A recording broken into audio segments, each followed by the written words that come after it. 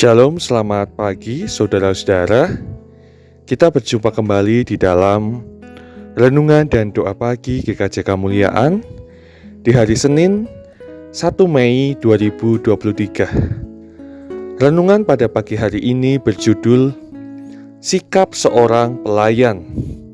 Bacaan Alkitab didasarkan pada Injil Matius pasal 13 ayatnya yang ke-24 sampai dengan yang ke-30. Dipersilakan saudara-saudara untuk mengambil waktu pribadi membaca bacaan Alkitab pagi ini. Saya akan menyampaikan renungan untuk kita semua. Saudara-saudara yang terkasih, kita tahu bahwa tugas kita sebagai orang Kristen ialah melayani. Sudah menjadi identitas gereja untuk menjadi gereja yang melayani. Dimanapun kita bisa melayani. Kita melayani di keluarga kita, di gereja, dan juga di tengah-tengah masyarakat.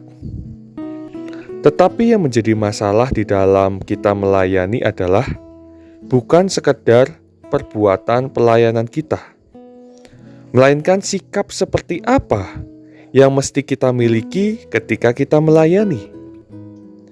Jika kita misalnya membantu seseorang, tetapi tujuannya agar orang yang kita bantu itu memberikan timbal balik kepada kita, itu bukan sikap seorang pelayan. Dalam perumpamaan tentang lalang di antara gandum, perikop kita pagi ini, kita bisa belajar bersama tentang sikap pelayan. Yang pertama, saudara-saudara, pelayan itu akan selalu peka terhadap apa yang terjadi dengan tempat pelayanannya. Pelayan-pelayan dalam perumpamaan tentang lalang dan gandum, mereka itu peka, tahu dan peduli ketika banyak lalang yang tumbuh di antara gandum yang mereka tanam.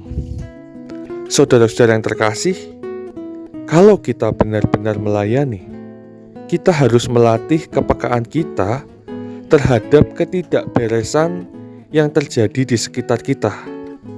Kalau di sekitar kita ada orang yang sakit dan tidak mampu beli obat, ada orang yang kekurangan, ada orang yang kehilangan kasih sayang, mereka yang minder, ditindas, difitnah, dan diasingkan, itu berarti ladang pelayanan kita tidak beres. Jika kita terlalu fokus pada diri kita sendiri, sibuk dengan ibadah liturgis kita, maka kita bukan seorang pelayan yang peka.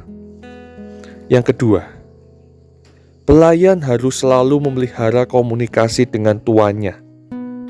Ketika para pelayan dalam perumpamaan lalang dan gandum menyadari ada yang tidak beres, mereka datang kepada sang tuan dan menyampaikan ketidakberesan itu. Nah, saudara-saudara, ketika kita hendak melayani, kita perlu berkonsultasi dengan Tuhan, supaya apa yang kita kerjakan seturut dengan kehendak dan rencana Tuhan. Para pelayan tadi hendak membabat habis lalang yang tumbuh, tetapi sang tuan tidak setuju, sebab cara demikian, meskipun maksudnya baik, akan mengakibatkan kerugian besar terhadap banyak gandum yang ikut terbabat.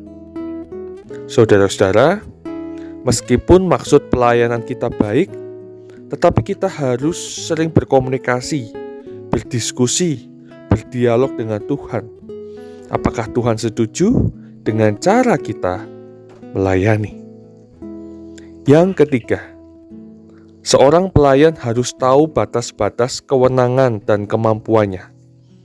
Sang tuan dalam perumpamaan melarang pelayan-pelayannya membabat lalang. Mereka harus membiarkan lalang dan gandum tumbuh bersama sampai waktu menuai. Saudara-saudara, kadang-kadang semangat pelayanan kita itu tinggi, tetapi kita tidak tahu batas wewenang dan kemampuan kita dalam melayani. Pelayanan yang kita kerjakan bukanlah pelayanan pribadi. Terkadang, saudara-saudara, kita perlu membiarkan orang lain yang bertindak. Bahkan kita terkadang mempersilahkan Tuhan yang ambil bagian. Maka demikian, kita kerjakan bagian kita, selanjutnya adalah bagian Tuhan. Ini hal yang penting, namun terkadang sulit dilaksanakan karena ego kita. Saudara-saudara yang terkasih, semoga kita bisa melayani dengan sikap seorang pelayan. Amin. Tuhan Yesus memberkati. Mari kita satu di dalam doa. Bapa di dalam surga, terima kasih di pagi ini kembali Tuhan menyapa kami melalui firman-Mu. Saat ini kami belajar mengenai sikap seorang pelayan, yaitu memiliki kepekaan terhadap lingkungan pelayanan sekitar, memelihara komunikasi dengan Tuhan, dan yang ketiga, memahami batas kewenangan dan kemampuan kami di dalam melayani. Kiranya Roh-Mu yang kudus menolong dan memampukan kami. Terima kasih ya Bapa. Saat ini kami hendak menjalani aktivitas kami di awal pekan ini dan di awal bulan Mei ini. Kami percaya bahwa tangan kasih-Mu senantiasa menyertai, melindungi, dan memberkati kami. Inilah doa kami ya Tuhan, yang kami naikkan di dalam nama Allah Bapa, Putra, dan Roh Kudus. Kami berdoa dan mengucap syukur. Amin.